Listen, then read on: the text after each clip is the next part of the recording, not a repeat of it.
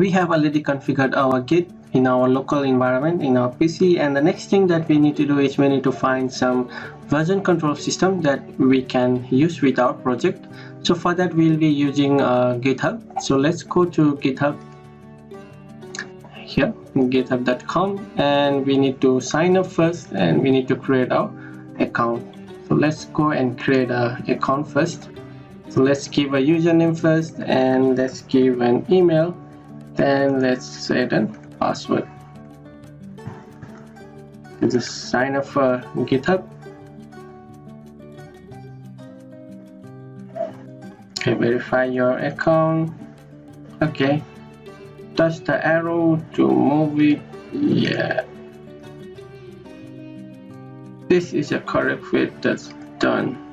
Okay, good. So we'll use a free account over here. Just select the free account, or if you want to go for pro account, then you can see what are included. Okay, that's it, and we'll select continue. That's it. So let's submit this one. Yeah, we are done, and you can see we have a learn Git and GitHub without any code. So we have a GitHub ready over here. And what we need to do is we need to create a repository before we can use it. So just click on start new project or new repository. So start new project over here. So before we can use, we need to verify our email address. So let's go and verify our address, and let's come back. Okay, now it says our email address is verified, and you can see over here create a new project over here. So let's say we want to create a new project, and the repository name would be my blog dash web. So it's for a web, and later we can create same for a Android. So let's give a description. This is my blog demo app. Okay, and let us say whether you want to create a private or public. So you can see, and let's everyone view our repository, and let's create a project over here. Got it. And that's it, our project, our repository is up, and what we need to do is we need to configure some of the things that, let's say we need to do git init. Let's go to our project over here, not the Android. Let's open our, we need to open PHP Strong. So let's open our project. So this is our web, my blog dash web. So we need to open our PHP Strong for it. Okay, let's type our first command, which will be git init. So that means to initialize a git.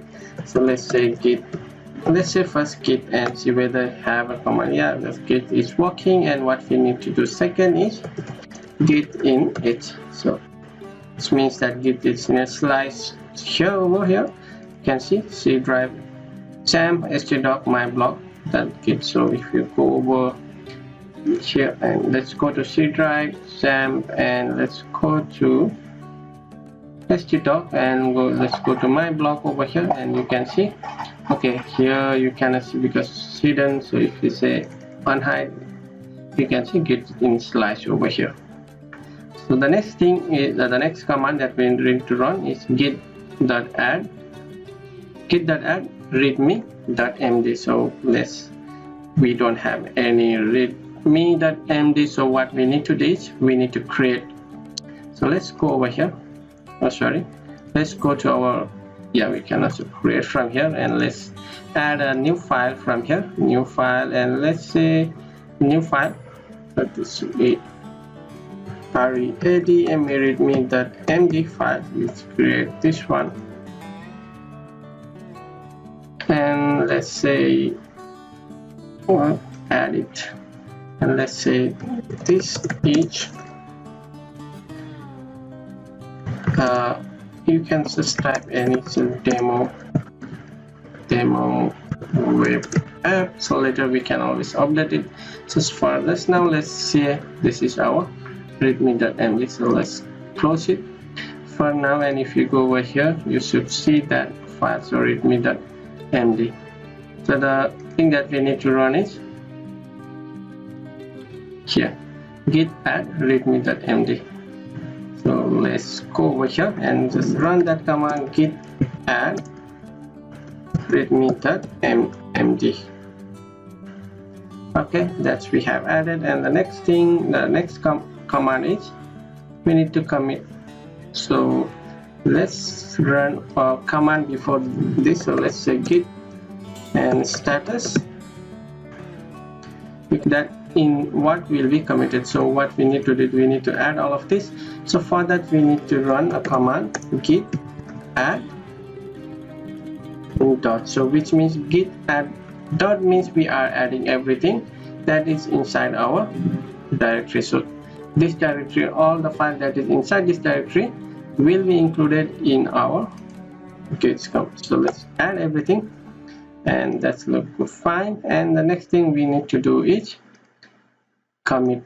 Commit means we will commit the change that we are currently working on. So let's go and say git commit -m, and let's say what is saying that is the first commit, or anything else that you want. Let's say it's the first commit. This would be our first commit. Yes, sorry, here the spelling is on F, and let's say enter. Failure, unable to detect email address. So what we need to do is we need to set a global email address and also username. So for that we need to run a certain few commands. So let's go and set it. So let's add our username and our email address for our git. So let's run some command. Is git config, and that should be that's global, and you should use user.name, and user.name it should be binary IT solution, and that's working good. And the next thing is we need to do is user.email,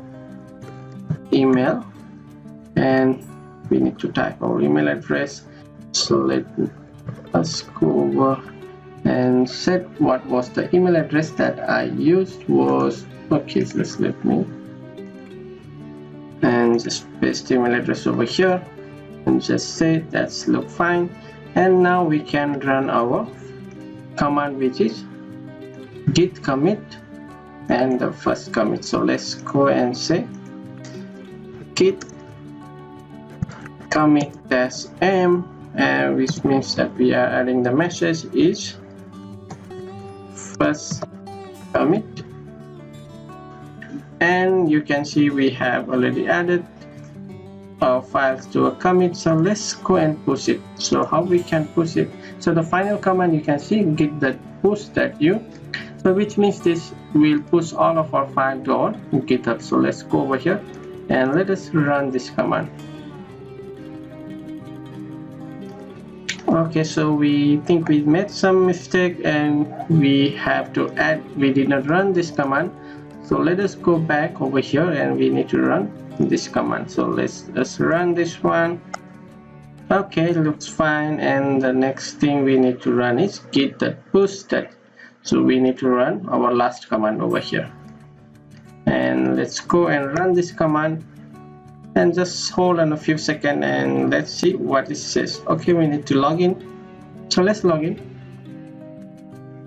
So let us log in over here and just hold on and let us see what's saying. So you can see it has pushed all of the files. So let's go and check our repository over here, and let us go to my blog.web, and you can see we have our one file which is index and readme. So it's also pushing up that IDE file, so we may not use it. Later we may remove it from git. So we have index, and you see we have the same file as here.